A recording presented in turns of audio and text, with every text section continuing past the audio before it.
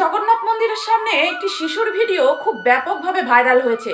দাবি করা হচ্ছে ভগবান জগন্নাথের চোখের সাথে নাকি এই শিশুটির চোখ হুবহু মিলে যাচ্ছে। ভাইরাল ক্লিপে দেখা যাচ্ছে শিশুটি মন্দিরের সামনে বসে করতাল বাজাতে বাজাতে ভজনে মগ্ন, আর দর্শকরা হতবাক হয়ে হাততালি দিচ্ছেন। এ যেন কোনো অলৌকিক ঘটনা প্রত্যক্ষ করছেন। শিশুটির ঝলমলে চোখ, নিষ্পাপ হাসি জগন্নাথ দেবকে যেন বারবার স্মরণ করিয়ে দিচ্ছে। ইনস্টাগ্রাম, ফেসবুকে লক্ষ লক্ষ ভিউ আনা এই ভিডিওটি পৌঁছে গেছে এখন বিদেশের মাটিতেও। অনেকে এটিকে আধ্যাত্মিক অভিজ্ঞতা হিসাবে বর্ণনা করে বলেছেন যে ঈশ্বর নিষ্পাপ শিশুর মধ্যেই বিরাজমান। নিষ্পাপ শিশুর মাধ্যমেই ঈশ্বর ভক্তদের কাছে আসেন, ভক্তদের দেখা দেন। এই ঘটনাটি জগন্নাথ ধামের বিশ্বাসকে আরও বাড়িয়ে তুলেছেন, যেখানে প্রতি বছর লক্ষ লক্ষ ভক্ত আসেন।